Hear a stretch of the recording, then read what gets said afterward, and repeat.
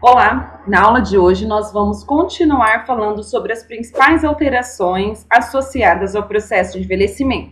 Nós vamos falar sobre as alterações no sistema cardiovascular, neuromuscular, na composição corporal e também na estrutura óssea. Para iniciar, o sistema cardiovascular ele sofre algumas alterações bem importantes. Em especial, observa-se um aumento na rigidez da artéria, e isso faz com que o sangue passe com uma certa dificuldade, porque não há aquela complacência dela estender e retornar o tamanho natural. Acaba tendo uma certa dificuldade para isso. Com isso, um dos principais aspectos que a gente observa é um aumento na pressão arterial sistólica. Além disso, tem-se uma redução na frequência cardíaca máxima, aumenta também a resistência periférica e há algumas alterações do miocárdio. Todas essas alterações que acontecem no sistema cardiovascular faz com que diminua, que reduza, de certa forma, tanto a capacidade como a potência aeróbica. E algumas atividades, isso faz com que algumas atividades, como por exemplo caminhar a grande distância, pode se tornar um pouco mais complexo para o idoso, principalmente se ele já tiver algum comprometimento no sistema cardíaco, por exemplo, uma pressão alta, uma hipertensão arterial. Quando a gente pensa no treinamento funcional, ele é bem efetivo para melhorar o sistema cardiovascular, principalmente quando ele é realizado em formato de circuito, porque a ideia é com que o idoso se desloque de uma atividade para outra o mais rápido possível, trabalhando também esse sistema.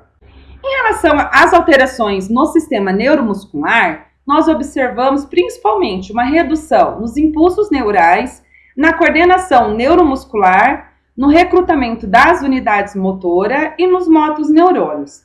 Isso faz com que haja uma diminuição na massa muscular, cerca de em torno de 40% dos 20 até os 80 anos. Também isso acontece também porque há uma redução também no número de fibras, em especial as fibras do tipo 2 dos membros inferiores. Essa redução da massa muscular, ela é conhecida como sarcopenia. Antigamente, a sarcopenia, o termo sarcopenia, ele era utilizado para distinguir tanto uma redução da massa muscular quanto da força. Hoje a gente tem vários estudos que mostram que a redução da força muscular, ela não é simplesmente uma redução da massa muscular. Então, hoje nós temos dois termos. A gente tem a sarcopenia, que consiste na redução, então, dessa massa muscular, e a dinapenia, que é a redução da força muscular. A gente tem essa redução na força muscular em torno de 10 a 15% por década, a partir dos 50 anos de idade. Uma coisa bem importante para a gente apontar é que esse processo natural do envelhecimento, a senescência, ela compromete a qualidade do músculo. Quando eu me refiro à qualidade do músculo, por isso que eu estou falando a força do músculo, não é simplesmente a massa muscular. Então, um trabalho de hipertrofia, ele não isolado, ele não vai garantir que haja um declínio na força muscular. Então, eu preciso fazer um trabalho de potência para que aumente também a força muscular. Então, quando a gente estiver falando sobre a parte de prescrição de exercício do treinamento funcional, vocês vão observar que uma das nossas informações que a gente ressalta, fala bastante, é sobre a importância de fazer o treinamento de força o mais rápido possível na fase concêntrica, para que você consiga trabalhar a potência para as atividades da vida diária. Quando a gente pensa em potência para o idoso, a gente não coloca ele para fazer, raramente coloca ele para fazer saltos, pular em caixotes, a não ser que seja um idoso atleta ou um idoso ativo e que não tenha nenhum comprometimento articular. Normalmente, os idosos, que é a maior parte da comunidade, que é o idoso independente, dificilmente a gente vai conseguir colocar ele para ter uma rotina dessa. E também não é necessário. Se o nosso objetivo é aumentar a potência para realizar as atividades da vida diária, e realizando o treinamento com uma fase concêntrica rápida, a gente já consegue os resultados para esse tipo de atividade. Outra alteração importante que a gente tem é o aumento na massa gorda, né, na gordura corporal. Isso acontece porque nós temos já uma programação genética. Além disso, há uma redução na taxa metabólica basal, que é aquela taxa, aquele gasto calórico que a gente tem só para a gente existir, então para os nossos órgãos estarem funcionando, porque nos mantém vivo. cerca de 10% por década a gente tem essa redução. Nós temos alterações importantes no padrão alimentar. Quando nós comentamos, por exemplo, lá no início das nossas aulas sobre as alterações, a gente já chegou a falar sobre isso, sobre essa mudança no padrão alimentar, que o idoso ele pode ter ou uma distorção do alimento, ou ele pode deixar de sentir o gosto dos alimentos. Então, essa dieta pode acontecer na vida do idoso também. E uma redução do nível de atividade física. Quando a gente fala na atividade física, nós não estamos nos referindo exclusivamente à prática do exercício físico, mas atividade física no contexto da palavra mesmo, qualquer tipo de atividade que o idoso realiza. A gente precisa lembrar que a maioria deles se aposentam, então muda o padrão de vida. E por isso a gente tem essa redução no nível de atividade física que pode contribuir para o aumento da massa gorda. Eu trouxe esse artigo que foi feito em 2019, é um artigo recente, que ele avaliou a prevalência e os fatores associados à sarcopenia, à dinapenia e à sarcodinapenia, que são as duas condições juntas.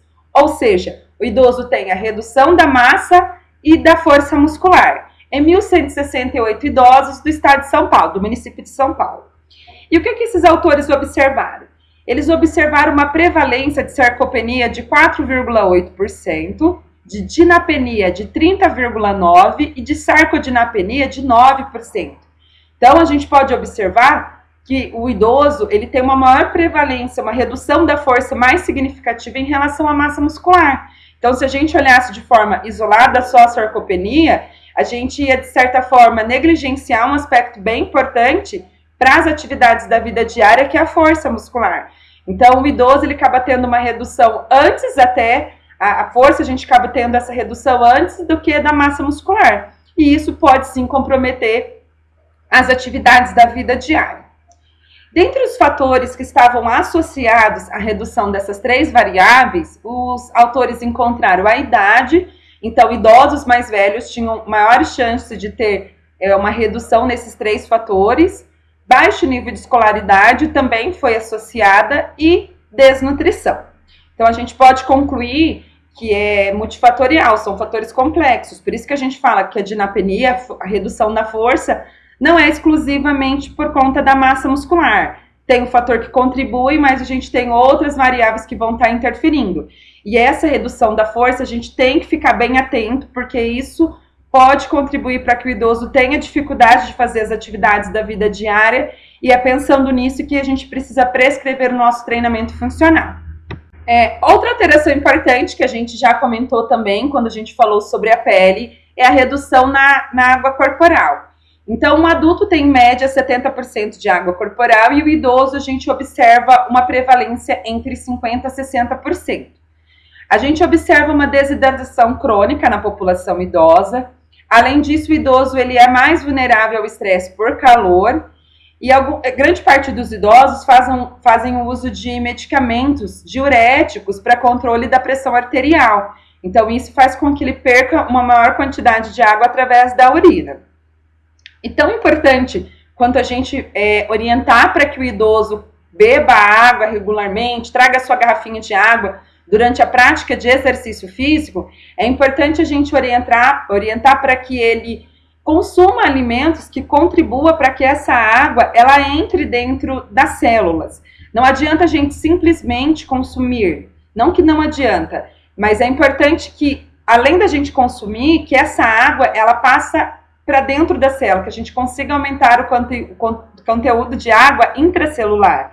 E existem alguns alimentos que contribuem para que isso aconteça, para que possa ter a renovação celular e que a gente consiga, de certa forma, minimizar os efeitos deletérios do processo de envelhecimento. Se você observar que o idoso que você está fazendo a sua intervenção não tem o hábito de consumir a água, que a pele dele está bem seca, craquelenta, a gente consegue observar isso pela pele, é importante você orientar para que ele procure um profissional da área da nutrição para estar passando uma dica, alguma orientação nesse sentido também. A maioria dos municípios do Brasil, a gente tem profissionais da área de nutrição também nas unidades básicas de saúde. Você pode observar aí no seu município se tem. Às vezes a gente trabalha mais com idosos de comunidade, que às vezes é difícil ele ter condições financeiras de ir até um profissional de nutrição. Se for o caso, melhor, vai ter um acompanhamento mensal, enfim, vai conseguir ter um acompanhamento mais próximo. Mas se caso o idoso não tiver essa possibilidade, dá uma procurada no seu município, observa. Normalmente tem os núcleos ampliados de saúde da família, que dentre as categorias do profissionais tem um profissional da nutrição e que de certa forma pode estar contribuindo também, te auxiliando neste processo. Outra mudança importante que a gente tem é uma mudança na estrutura óssea, principalmente nas mulheres, por conta da menopausa. A gente tem uma redução, né, do hormônio estrogênio e, com isso, uma redução da absorção de cálcio no intestino. Vale ressaltar que a gente tem aquela mudança no padrão alimentar também, muitas vezes baixa ingestão de cálcio, vitaminas e minerais, e, como a gente já comentou, baixo nível de atividade física também. Isso pode levar o idoso a ter uma condição de osteopenia, que é uma redução da densidade mineral óssea, e se essa redução for significativa, pode levar a um quadro da osteoporose, que daí já é uma doença. Então, é importante a gente estar acompanhando. Muitos idosos, eles acabam fazendo aquele diagnóstico da densitometria. É interessante a gente estar fazendo esse acompanhamento, se possível também fazer atividades que estimulem, né, o aumento da densidade mineral óssea para conseguir minimizar esses efeitos também dessa alteração no sistema ósseo. Bom, todas essas alterações que a gente comentou, a gente sabe que elas não acontecem de forma isolada, que não são únicas. A gente tentou, nesse curso, reduzir as principais para te auxiliar, para que você tenha uma maior compreensão durante a prescrição do treinamento, que isso sirva de base para que você, na hora de fazer a prescrição do treinamento funcional, leve essas variáveis em consideração. Mas todas essas alterações, se caso principalmente estiver associada à senilidade, né, alguma enfermidade o idoso venha a ter, pode de certa forma dificultar o aumento da coordenação dos movimentos. Então vocês vão observar que durante a parte de prescrição do treinamento funcional, a coordenação motora é uma das variáveis que compõem esse tipo de programa. Aumenta o risco de quedas também, e com a queda, o aumento de risco de fratura, de incapacidade e até de morte. Uma redução na velocidade e também na qualidade da marcha. Vocês já devem ter observado idosos que caminham arrastando o pé, que têm dificuldade de fazer essa elevação, né, do joelho. E isso vai impactar diretamente na capacidade funcional do idoso, aquela capacidade dele conseguir realizar todas as atividades da vida diária. E, de certa forma, fazendo com que a sua autonomia e a sua independência possa também ser comprometida. Só para a gente relembrar, então, a gente tem a senescência, que é o processo de envelhecimento fisiológico. Então, essas alterações que a gente mencionou, elas acontecem normalmente, faz parte do processo de envelhecimento, é uma fase, vai acontecer com todo mundo, não tem como a gente não vivenciar essas alterações, mas normalmente essas alterações elas não tornam o indivíduo incapaz.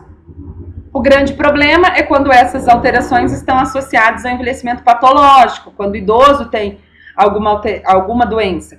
Então, se já tem todas aquelas alterações no sistema cardiovascular, e ainda por cima, o idoso tem uma hipertensão arterial, por exemplo, então ele vai ter um comprometimento maior do seu sistema. Então é importante você ter esse conhecimento, saber as alterações que vai ter, só que se o idoso tiver alguma enfermidade, ela vai comprometer ainda mais. E aí a importância da gente estar trabalhando essa parte de prescrição, criando essa consciência no idoso para que ele se torne ativo, motivando ele, né? Eu acho que é um aspecto bem importante da nossa profissão, motivar para que o idoso continue fazendo a atividade física. Quando a gente realiza essa atividade em grupo, a gente tem um outro bônus, que é o aspecto da socialização, que é bem importante, visando a saúde mental do idoso. Então, observe essas variáveis, porque para o idoso, para quem gosta de trabalhar com essa população, é bem interessante, às vezes, a gente criar grupos menores, se possível, grupos mais homogêneos. Se não for, vocês vão ver que o treinamento funcional, a parte que a gente for trabalhar, a parte de prescrição, a gente vai dar base para você conseguir trabalhar com idosos com diferentes níveis de capacidade física. Eu não tenho dúvida que isso vai fazer você ser um profissional diferenciado no mercado, porque a maioria das pessoas acabam fazendo um treino padrão para todos os idosos e a gente observa idosos realizando atividade com maior facilidade e outros com atividades muito complexas.